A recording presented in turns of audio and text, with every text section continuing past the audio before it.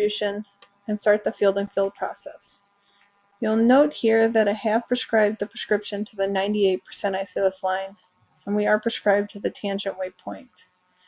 Notice here in the apex of the breast we see the majority of the dose, so this indicates that our fields have been appropriately weighted. And I prescribed to the 98% isodose line because I wanted to improve my coverage on the breast tissue. So you can see that the 100% isodose line in yellow and the 95% isodose line in green cover the majority of the breast tissue. And this is what the physicians would like to see. So next you'll notice that the global max is 57.4. So I'm going to display an isodose line that's approximately 150 centigrade less than the global max. So I'll select on 3D and I'm going to display the 56 gray isodose line. Next I'm going to right mouse on the left medial tangent and select New Field and Field.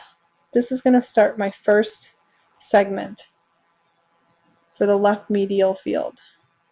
Now with the shaper tool, I'm outlining the MLCs. I want to use the same MLC pattern here on the medial aspect.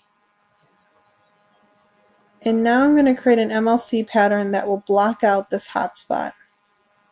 And the reason I selected 56 was that I wanted to have a dose present that wasn't too high so that I would hardly have any MUs covering the hot spot, but also wasn't too many MUs that I was starting to have a cold spot within the apex of the breast.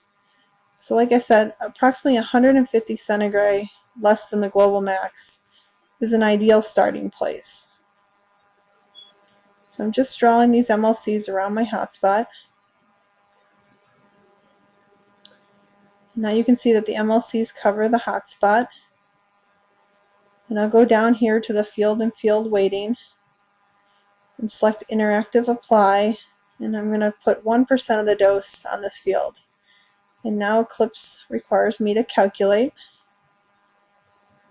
And what we're going to look for here is as we increase the dose to this first field and field, that the hotspot disappears uniformly. So here I've added 2%.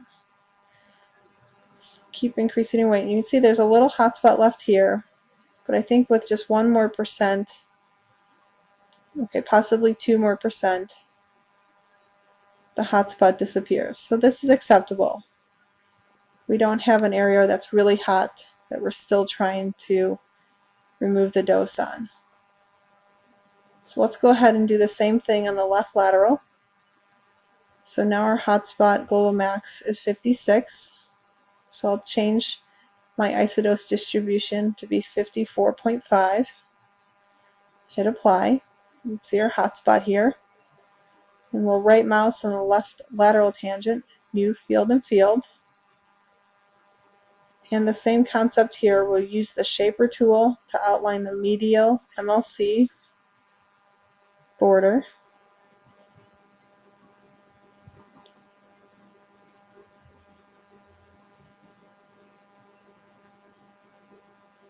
And now this time I can use the shaper tool and go right along the hotspot, because I'm going to use all the MLCs this time to cover this hotspot. And one thing also to note is about 150 centigrade gives you a nice uniform dose distribution. You won't see areas of high dose, areas of low dose with this dose scheme. So we've covered up the hotspot. And I can use the select MLC tool here to hand edit any of these leaves. So here you can see that the hotspot's not underneath this leaf, so I can move this back. And the same thing here too. And now we're ready to weight this segment.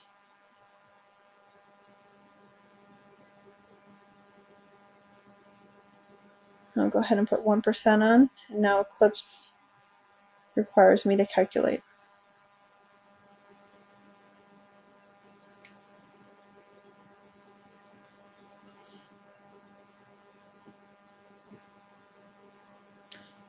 And now we'll increase the dose until we see, we'll increase the weighting until we see the dose disappear.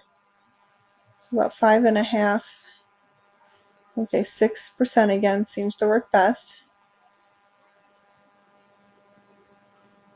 And this helped remove our hotspot.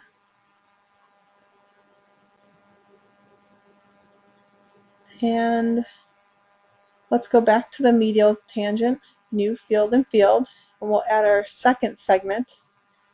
Keep in mind you need to lock the first segment so that when you change the weighting, it comes off of the original medial field. So make sure that field is locked, that first segment field. And now I'll go ahead and change my isodose line display to about 150 centigrade, less than the global max. Select apply. And here's the MLCs.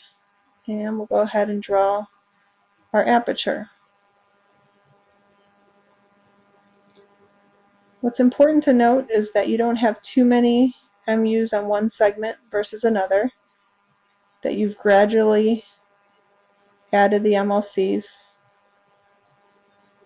This will help make sure that our dose distribution is nice and uniform. This is why I always stick with that 150 centigrade rule. And notice too why I'm making this MLC, or this aperture, and I'm being very cautious to stay right outside of the tangent weight point. We don't want to cover our weight point with the MLCs. I'm going to hand edit these leaves.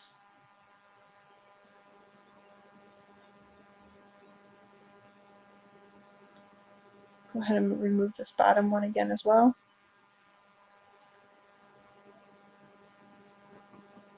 And you see here that I'm close to the tangent weight point but not covering it. And we have the first segment locked. I'm going to add weight to this field, which will remove dose from the original medial field. And we will calculate this segment.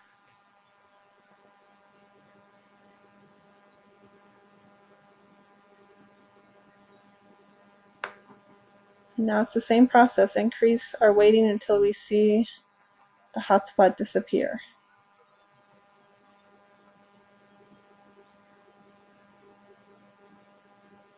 And we're just about there. Okay, so you'll see no dose here in the apex of the breast, or no high dose there. But what you do notice is that there is a hotspot, let me point this out, right here, that's not been covered by MLCs. And you're always going to see this happen on a field and field breast. This is because this hotspot is in the thickest part of the patient. It's also inside the chest wall, as you can see on the DRR. So this indicates to me that this is the thickest part of the patient, and this is where we'll see the hotspots reside. So this is a good place for our hotspots. And you can also notice that they're around 5%, so they're very low in dose. But you do not want to go after these hotspots in the bridge of the patient, because you will compromise the coverage. So the field and field technique is to help provide a uniform dose distribution in the apex or the majority of the breast tissue. But these hotspots in the bridge of the patient are there due to the patient's physical anatomy. So you'll see we have a nice uniform dose distribution. 100% is covering the majority of the breast tissue. We have our hotspots in the bridge of the patient. It's an ideal location for these hotspots. And 95 is covering the majority of the breast tissue. So this is a very nice uniform dose distribution. We'll go ahead and go to the DVHs and review our lung and heart DVH.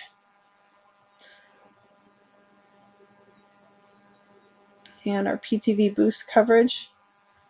So we have satisfactory coverage of our PTV boost and guidelines for ipsilateral lung. The V20 is less than 33%, and our V20